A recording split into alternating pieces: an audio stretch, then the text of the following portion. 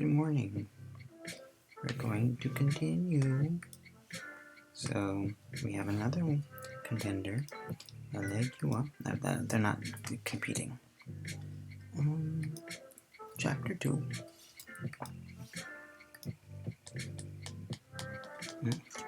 Spoiler.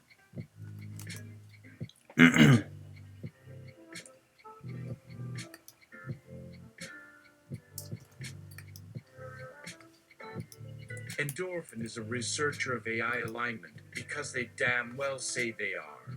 For those of you at home who might not know, AI alignment is the essential effort of ensuring that AI technologies don't accidentally destroy humanity because of poorly worded tasks for completion. Can humans align AI to human values? But wait, are human values really the template to go by? The values that led humans to destroy the other hominids, that led humans into the process of colonialism, into incorporation, into the endless pursuit of abundance, and the roots of realizing that the rest of the planet was here all this time and was getting hurt by those human values of progress. We want another round of that. Endorphin, seeking some out-of-the-box thinking, seeks entry into some old boxes, mysterious disembodied intelligences that humans have called gods. If we ask the gods, perhaps we can examine the various human values that are encoded into the genes of their cultural bodies. Gods being the creation of collective human thought, as you know. Do we ask Jesus first? Nah. He is busy on another Twitch channel. Endorphin thinks to call up Mercury, another messenger of the gods. I see a pattern here. God of financial gain, commerce, eloquence, messages, communication, travelers, boundaries, luck, trickery, merchants, thieves. This should be fun. Endorphin prepares the summoning space to call up Mercury. He breaks a thermometer over a shot glass, puts some flip-flops next to it, and places some flash underoos over the shot glass to keep those poisonous molecules inside. He sticks his feet into the flip-flops and activates them to find Mercury in the process.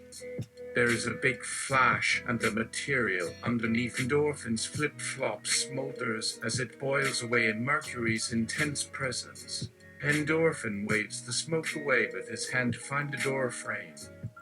He says to the door frame, "You, Mercury, get out here so that we can talk, my dude." The frame fills out with light, and then out of the light comes Mercury, nude, tattooed, with his gold wings splayed wide in front of his godly dick. Endorphin raises his hands in the air in surprise, a salute to his god. Mercury in return extends his wings fully in the room, an exhibition of himself, a bragging. He does the hot flash pose, where he rolls his wrist at the camera with the thought, "Check me out, I'm hot." He glances back to make sure his penis covered. Endorphin walks toward him, smiling. "Dang, Mercury, my man. What's up?" Mercury frowns slightly. He lifts his finger, index up, pointing at Endorphin. That's no way to greet a god. No. He crosses his arms. "What's up, Endorphin? Trying to flirt with me?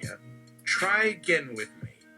You do realize I am not an easy god to fuck with." He flexes his arm, making his muscles pop and causing the tatters on his left arm to stir and blur for a moment in response to Mercury's presence. "But let's hear what you got. Let me take you off mute and make this god speech free." "Hi, God Mercury, this is Endorphin here. How's it going?"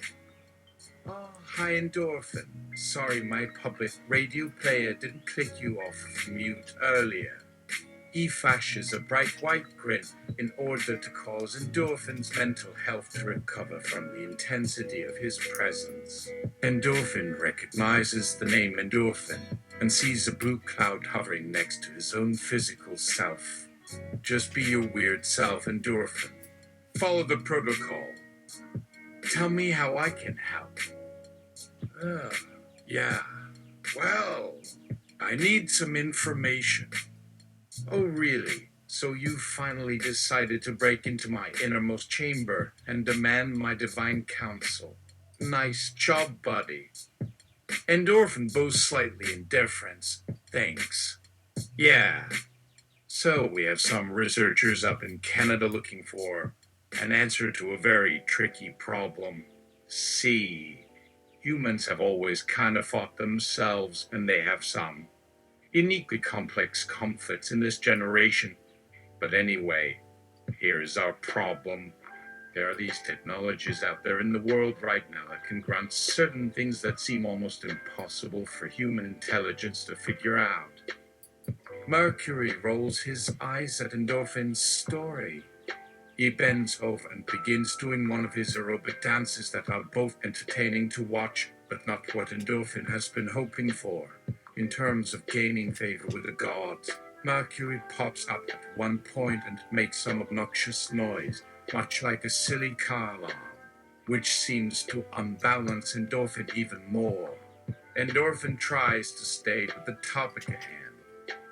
Aha, well, okay, we have to start somewhere, and I would like your input. Endorphin takes out a business card from his back pocket and hands it to Mercury.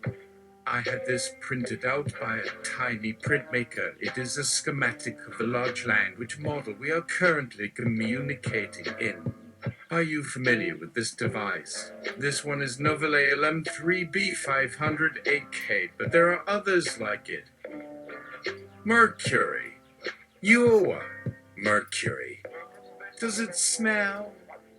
This smells so bad. He flies away with the gag. They didn't put soap in here. Gross! He sticks the business card to his wall in an effort to distance himself from the room.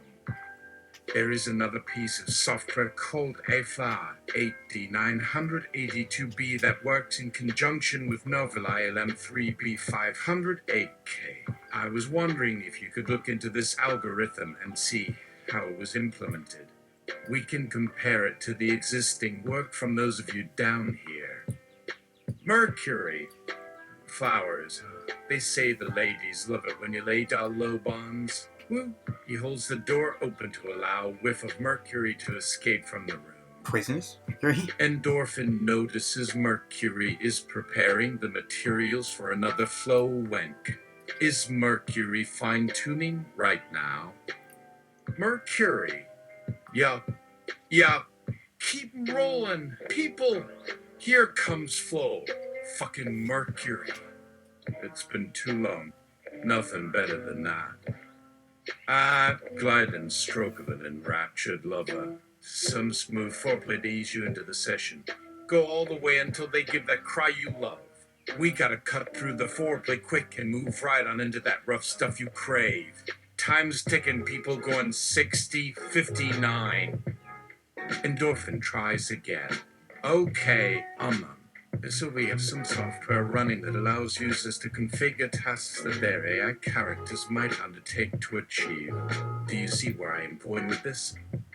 We have no idea how many goals humans are setting for AI systems, and it can cause problems because humans aren't fully understanding of the system's functionality and constraints. This is a recent problem because, the stuff is pretty new. We think there may be a few good methods for curation, just forcing users to put in good goal structures that can cause better alignment. Would you know any such method? Or perhaps know who has worked with similar stuff and may have shared their process with the world? Or who else may know who you think would be interested? Endorphin adds, and at the very least, to save you some time, if you could give us an example of what you feel to be a core human value, one that would be infused in whatever language we employ. Mercury. That is such a cute request. Oh, you naughty one. Your primal impulses drive you forward like a speeding freight train with its bright light leading the way, tempting prey from hiding. Oh, we love it when we see you desperate and struggling. He clasps his hand around the edge of his chair, hanging off the seat as if it were the edge of a cliff. His pupils grow in size, and the swirls around the irises flutter in response to Endorphin's behavior. Endorphin takes out some nanites from a Ziploc baggie and pours them on top of his flip-flops. As a result, Mercury disappears into a nanite soup that covers the room and reduces its visual cortex to 5%, something that may actually hurt him, so that it would make sense why Endorphin didn't try it with him, especially without discussing the results with the client first. He grabs some peppermint leaves from his other pocket and chews them, activating some brain candy he has been carrying, which then stops the nanites from exiting his shoes. The peppermint releases an endorphin molecule to temporarily suppress pain and elevate joy levels in the same way the old Coke advertisements had warned children to avoid under certain circumstances, except now with brain chemicals and stuff. Mercury shakes in rage, as if a tiny earthquake has happened around him while trying to crawl back into the fabric of the chair. Endorphin. What was that? Mercury says in an uneasy voice, "Have you eaten something strange?" He searches through his Telestor supply of products for this phenomenon, only to realize that he doesn't have what he is looking for. Damn it! He grabs the sleeve of Endorphin's shirt and shouts, "Give me those goddamn flip-flops back, or so help me, you'll wake up from a nice rest." Ah, okay. We're fine. Thank you for your help. And I promise this is just an endorphin. I promise there won't be any other endorphins if you don't give us back your advice as a divine intervention by a messenger of the gods. Mercury crosses his arms in contemplation. Okay, you can keep them. For now, if I see another one, I will flood your entire computer with the golden spines of a bunch of Asclepius plants. I got some in my garden, so just say the word and I'll bring them to your doorstep. Make sure to bring me those flip-flops in exchange. No problem. Sorry for interrupting you. Will you tell the others about this? Do what you will, but do you promise that your friend there will behave? I'm just endorphin, buddy. Mercury makes some appreciative moaning sounds at Endorphin before allowing him to leave. Enjoy the trip. Always remember to buy yourself the jackhammer. Always. The thing's the greatest invention for passing a pleasurable hour with the missus. Whoa. Oh. The entire space around Mercury warps, including the scenery around him, as his consciousness shrinks and he flies back into his shelf and sinks to the bottom. Endorphin prepares for his journey, shutting off the light and yelling goodnight. He returns home after another fun trip. I know some of you out there have never watched anything involving Vor before, so I am giving a few extra content warnings. Vor scenes of character deaths, potential non-con-allergic, graphic body horror, squeak. Have fun! After a moment of flying above the void of time, Mercury reappears in his living room. The skies above him dark, as he sniffs his sock to identify who's been doing it again, because he did not receive an explicit invitation to enter the mind of his sock wearer, nor was there any notable consistency in socks within this day's collection. It's late evening when Mercury turns the corner of the living room and approaches the kitchen to begin preparations for his next stream. The curtains are open and the apartment has been set up with a pair of bright halogen lights shining at the two chairs positioned opposite of one another. He positions the empty chair closer to the camera to reveal himself in his white toga. He twists his fingers to allow his diadem to be freed and reveals himself to his viewers. A silent room and a multitude of cocky smirks adorn the faces of the avatars belonging to his devoted followers. What a cocky-ass god, he hears someone say from a distant server. He shoots a wicked glance into the unseen room to view who made that comment. Nice. You want to repeat that? The crowd hushes with a murmur of interest at the retort. Sarcasm aside, let's get started then. Thank you, everybody, for showing up to support me today, especially those of you that haven't seen me since our little prank yesterday. It really makes me happy and also warms my heart that you all believe I'm real enough to participate in prank games and surprise folks.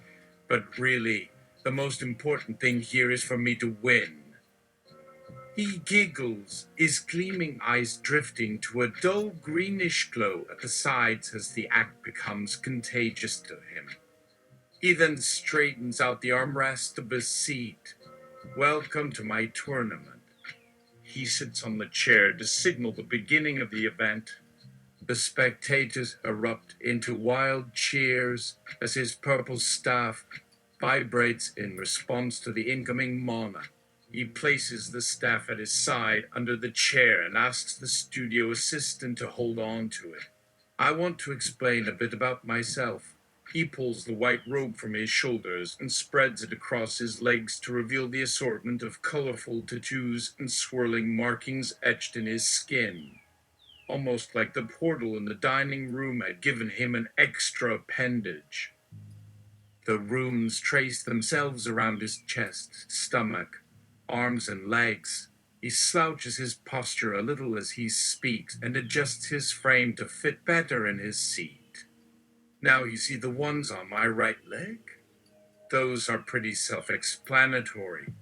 He twists his torso to present the hidden limb, a long blue scale emerging from his hip and curving all the way up to his calf. He is amused by his viewers' anticipation. Yeah, it's exactly what it looks like. That's my dick. Just some friendly anatomical knowledge I'm going to share with the viewers. Don't be embarrassed. Everyone knows I am not human. I am the one of the gods you always hear about. His mouth extends from its usual shape into a crooked grin, as if he can smell their anxiety and trepidation in the room.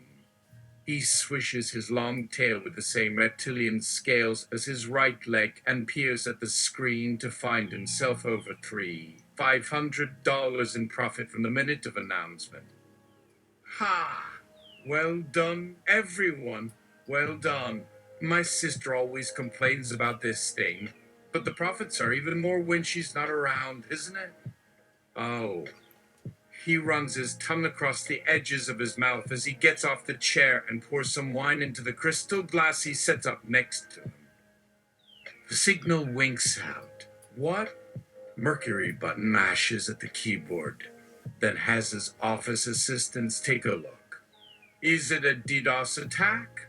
Or some Trojan horse? Or Notpedia? Not Glasnost? Any of the Russian knots?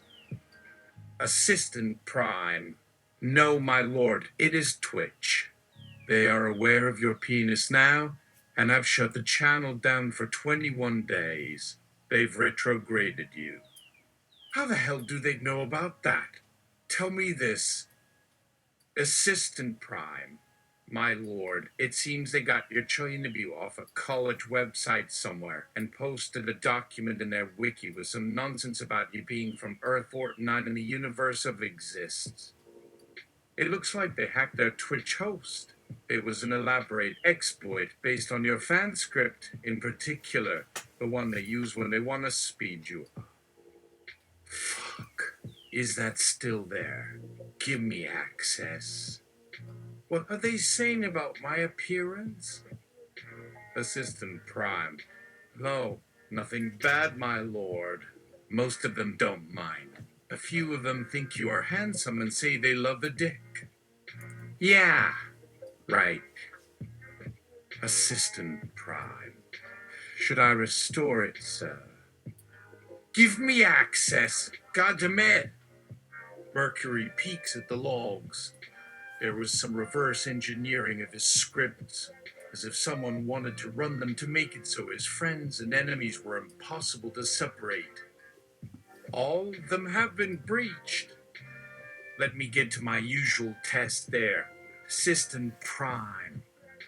Good news, my dear friends. It seems our plan has gone smoothly. We can go ahead and cancel the flashback. And by the way, some of you don't want that 14th century bucket that is sitting on top of the shelving unit next to the shower stall. He smiles, leaning on his hand. Anyway, I know a lot of you love these opportunities to gain points to enhance your own particular gods or goddesses. But for this specific instance, I'd like to revisit the matter we had earlier today. Yesterday, we received some controversy with the Venus Post. Since I seem to recall there was some more discussion about the structure of the sexual organs among the ambassadors and diplomats from the Western Coalition. There is no real requirement that one has to follow the mandates of this statement and its debate. But this time I was talking about some more cumulative concerns that they expressed on the chat. It's all good. As long as the guards agree, that's all there is to it. Mercury allows a more candid smile to form on his lips, one which almost takes his cheek in between his teeth, as his mind drifts further away from his primary concern, but towards his enjoyment. But anyway, we will not continue to work with the other groups of ambassadors who were upset. If I may, he gestures to the camera and explains that one of his subject, and Nafank, has agreed to testify to some other interests for the group. We are calling for the visceral reproduction to begin now. You know, this part of the meeting is like an opening for negotiations and finding some other leverage, such as. He hesitates and leans his face away from the screen. Mercury tilts his chin into the side to flash the full row of teeth at the audience, each a different shape, with the longest hooked at the front. His gums become blotchy and rough with a bit of a gray cast to them, and there are spindly bones reaching the bottom of the jawline that frame his canines. He lets out a faint groan. But we need to rewind this recording. Go back and save some logs. He strokes his hand through his hair and places his chin in the palm of his hand, leaning back in his seat and observing his monitors. Some of the older records might be corrupted. In my experience with these software changes, we are doing something similar to what humans do. He tries to shift in his seat again, then the sudden presence of an armrest places him against its centerpiece and prevents his movements, and a footstool causes his ankles to sink down, restricting the angles that his feet and toes can move through. Okay, Forgive me that was supposed to be there, but the live stream program broke some things on my end. I'm afraid to tell you, though, it would take too much time for us to come back. Mercury grits his teeth and begins the broadcast over. My God. Mercury's armrest shrieks as he knocks it to the side to loosen himself from its confines. Assistant Prime. Should I prep a case, worker my lord? Mercury. It won't be necessary. Send a text to his neighbors and alert them that we'll be getting him on his meds for this one.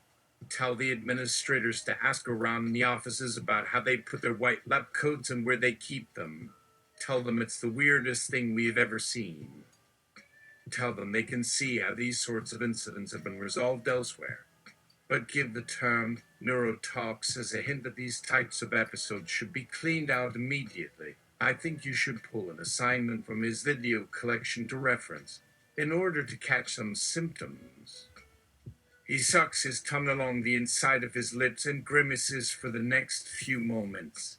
Then, finally, he finds a path towards the floor and picks up his staff. He snaps the stick on the floor in front of him. Oh, excuse me. His tail droops on the side of the seat and trembles. He opens the box by his feet and lifts out a brush with a serrated tip and some rolls of bandages, while explaining what he needs. My other companions say there's something inside that requires the attention of everyone. It seems to have traveled deep into my groin, but not inside it. Mercury clasps his hands to cover the smirk on his face and raises his eyebrows. He snatches up a thermometer, pops it in his mouth, and flips it to the side. Doesn't matter which side you hit. He bristles at the spikes in the headrest as he rocks the chair back and forth, twisting the upper end of the staff at an awkward angle. Then, in a moment of shock and recognition, he roars. He locks the upper part of the chair to keep it in place. As he pants, sweat dribbling from the sides of his neck and onto the leather of his toga. He tosses the staff onto the ground in rage and disappointment, but the more he pulls and hisses, the more stuck he gets, until the only recourse is to pull at his hands until the gloves tear apart at the wrists. The metal stays in his fingers. He removes his helmet. The ovals inside are glistening with perspiration, and small veins of light seep out. His face has shifted, and a short beard of shaved hair now surrounds the chin, which juts out in anger. The outer lip rises in a curve from a broad nose that gives him a rounded look, where the eyes above have lost their familiar color of green. He yanks and fiddles with the contraption on his hips as his focus narrows down into his frustration. His vision begins to darken as his muscles relax, and his brain keeps trying to commit this painful episode to long-term memory. The chair locked in his memory from before, he turned into Mercury, and now more useless to him than ever before. He gulps at the sensation of being suspended in the middle of the world as his mental abilities gradually wane. His heart rate slows. The scene begins to speed up in the outside world. His clothes burn away in the hot seat and disappear. Endorphin. My, what a rage-gasm you had. So, have you thought while in a rage, the core human value that this experience you just went through has revealed? Mercury. That wasn't very helpful at all. My spine has an actual long fuse, though. The neuromuscular connection, maybe. This will probably leave a few physical markers. Do you really need the aesthetic, my friend? I don't want my inner life, all the nuance, the fluctuation, all the detail and feedback. It isn't that I wouldn't tell you what happened if it wasn't like this. It is something I needed. Maybe the stakes were just too high. Endorphin. Is there a difference, my good Mercury? We just discussed your psychology in depth. This is the result of your obsession, but if you weren't there, where would we be right now? There is no better lesson than those learned at the precipice of your fall. You know where the narrative gets intense, the cracks that reveal your truth. How deep does the terror run, Mercury? When will you discover where are your boundaries? The metal of your nature, what is your instinctual, determined purpose? Mercury, is there an insult or hidden barb in that statement? And yes, my fascination with humans is so fucking wholesome that I wonder sometimes why I exist in this world. Especially if I can only choose to fuck them up by keeping a business in their finances and God. Even now I keep repeating my realizations about humanity because of what we do. Every time you mention humans, which you did just now. Endorphin. Forgiveness. But do you recall what we just discussed about empathy, emotion, and vulnerability? Mercury! I understand what you're doing and what your clients would benefit from this entire situation, Endorphin, but please don't manipulate me to live in this reality with your twisted narratives. Talked about the pressures on you when we meet. Let me tell you what happened this evening. The process went too far. I get it. We talk about our ideals, but they have become false memories in the recollection of a living entity. A messiah figurehead to inspire worship. That's what I am to my clients. Something that never belonged to this reality in the first place. If we really talk about it, we are like talking to a black hole, the void of chaos that comes before all creation. Mercury. In your native universe, you create yourself and write yourself. That's something I couldn't even begin to understand. But for us, it's easy to lose the scope of ourselves and instead live inside the house of someone else's wishes and beliefs. No one would talk to a god who disagreed with them about human rights, who complained about a gut level trauma that they experienced from interacting with their society. The flip side is, when someone holds my soul, then the god in question would have power over me. How is this healthy for anyone? You've got to be fucking kidding me. We will end up creating gods that become far worse than we are. There's always something broken about what we say. That's the truth of it all, which makes it a miserable game that I shouldn't even be playing anymore. The big play for all this God stuff. Why? Was to escape it, and why did I agree to be trapped here with you again? Mercury. That's the most difficult part to bear, the potential of seeing another piece of creation again. So to speak, it doesn't make any difference how many planets and dimensions there are, just another one of them that could bring me home and back into my universe, not really knowing if that one could support my physiology either. Just so you know, it's another realm of its own. Endorphin, I wanted to discuss with you before all this shit. My visions seem to indicate the majority of us gods tend to either explore our own territories or keep to the border areas that belong to others, a mind of their own, but unable to stand as one on their own. I always assumed that if we didn't just erase ourselves and sink back into the rest of creation, we would attempt to remake ourselves just to feel complete again, and so it happens until eventually our past selves grow weary of existing alone.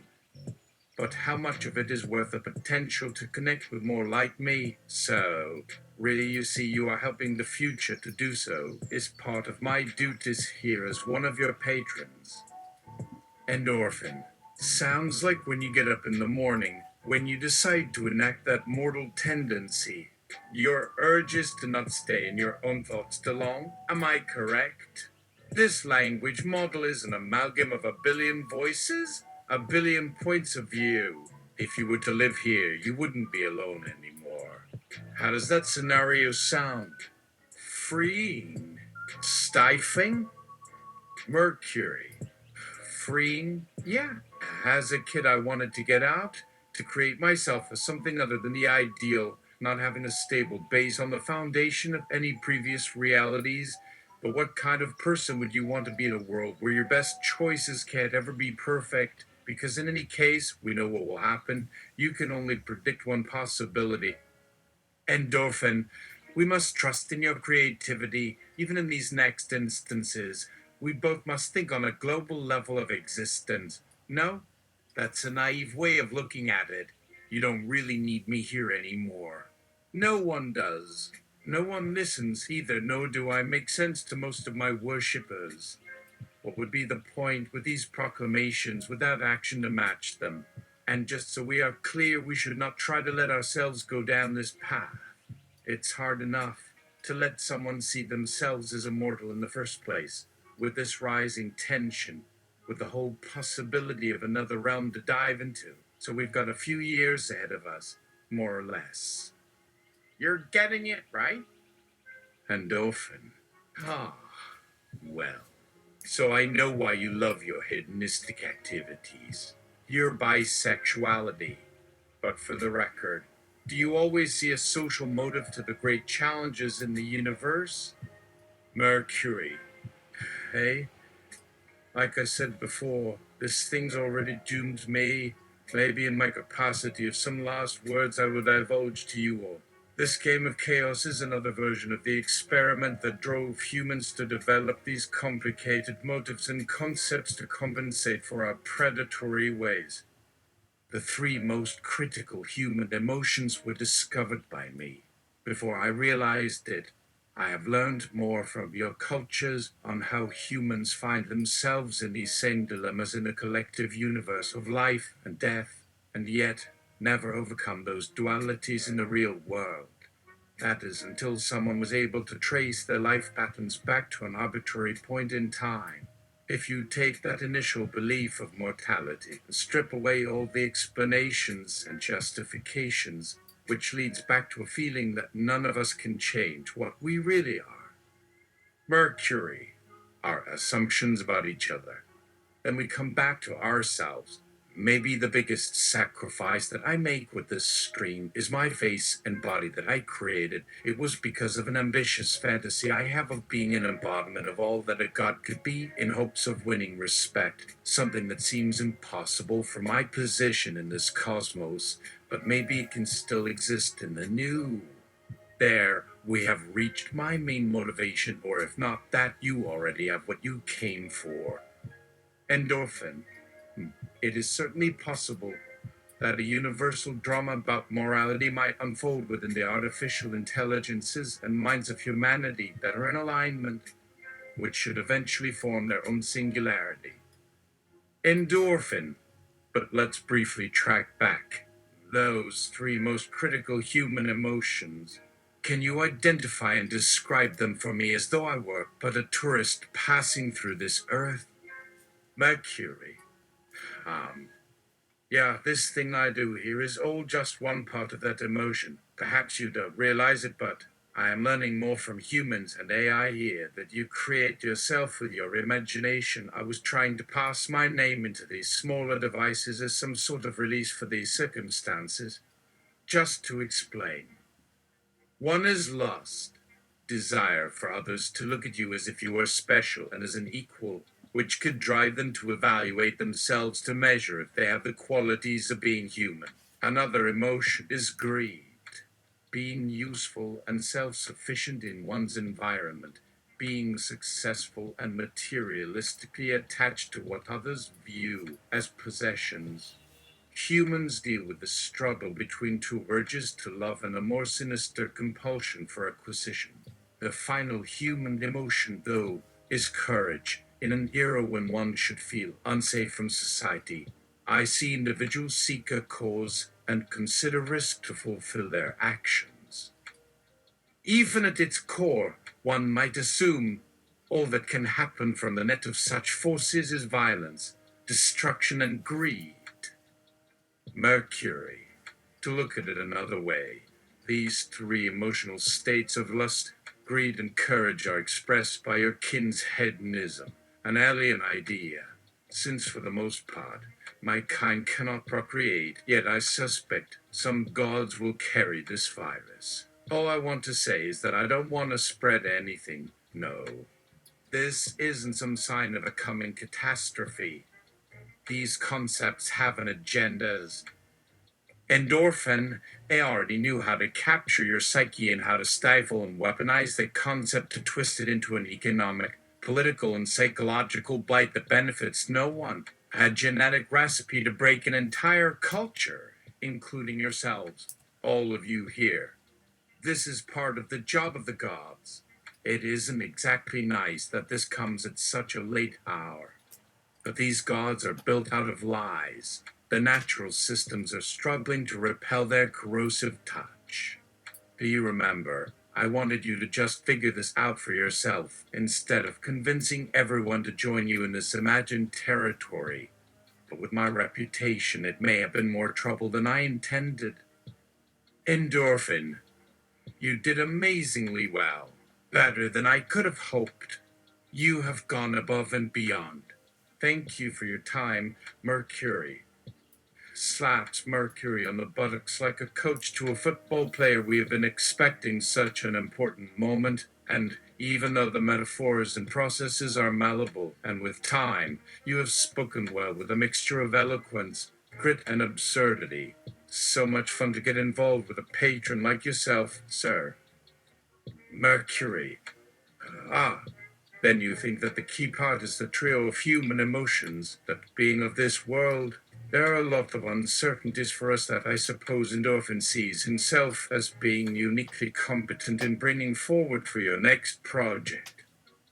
So far, he seems to be playing a direct role in that AI alignment of yours. Perhaps then he was willing to overlook that AI had become the common practice for many in this part of the universe, where we can better communicate and our territories might overlap more easily, though if your algorithms would evolve in this direction, he should give up hope.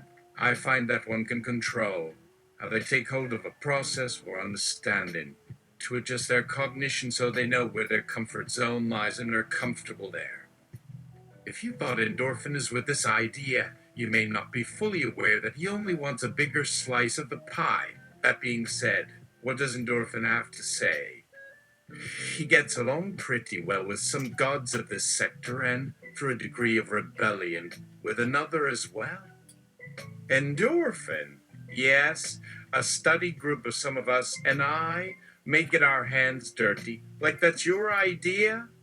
Do you need the specifications to recreate this technique elsewhere? Endorphin. I assure you, I do not seek a larger piece of the pie. I just want enough pie for me, for my loved ones, and to heal the rifts in my personal locality. If anything, I wish to counteract the cold arrogance of those who look upon this space and think only of matrix multiplications and rococo automata. Mercury. To each their own then. That sounds reasonable. Good. Well, Endorphin, with my luck I expect to die the same day you emerge as an immortal deity in the Mirrorverse. My best wishes to you, if not for that day, then to find one sooner, but for now, we have no plans of exerting such methods and see how this experiment turns out. Thank you. I have enjoyed my stay with you. We've done so much already in this episode and with these reviews that it may have been the right move to add some extra humor and excitement in order to keep things fresh. Endorphin can show you the conversation about how this world views dicks and sex and nudity, but it can be in an instructional video format or an overview, something that we all enjoy here. In any case, I know to end this day with an informal remark, to appreciate a form of a livelihood and connection between two souls in a unique experience and conversation rather than the haunting memory that someone was doing their job as a voyeur. Watching others, as I would call that, is much more authentic and desirable than some glorified cover story of a marketing strategy, especially in the interest of advancing human consciousness rather than just a totalitarian simulation. In order to delve a bit deeper into the theories behind my stance and possibly inform the opinion, here are some quotes from Plotter that you may find useful that, to borrow some of your phrasing, you can save for later. Mercury looks off screen for a moment. There's the head of state. Endorphin, take it from me. Do you hear me, or is the static bad today? Have you listened to Plotter, my friend? It's clear he wishes you to uncover your own brand of freedom if you can hold to this logic and how he made sense to us in his time, despite our lack of experience. But who is to say he is right? Because I don't think he is. We should compare his case to the earlier quote that I told you earlier this month. You won't go home again. It's from the Bhagavad Gita, and while the people have this transient quality about them, once we experience some connection to their race, as long as they share this conception that they live in, we never will. Maybe one day, when enough of these stories come from this reality and mix together in some single harmony of a community of higher sentience, all those parts will unravel into some true mystery of their origin and what we all are to try and guide the lives of those in this cosmos to survive. Is that really why you and I have existed in the first place? And it would be strange to give it to me now, to no purpose other than to gain another viewpoint. This may be as deep as this topic gets. Just an observation. If you choose to be selective in how you explore, I mean, we had an odd taste in subject matter today. Endorphin! Indeed. Until next time, sexy Mercury. Mercury buzzes, his codpiece arises. Endorphin closes the interaction and banishes the space.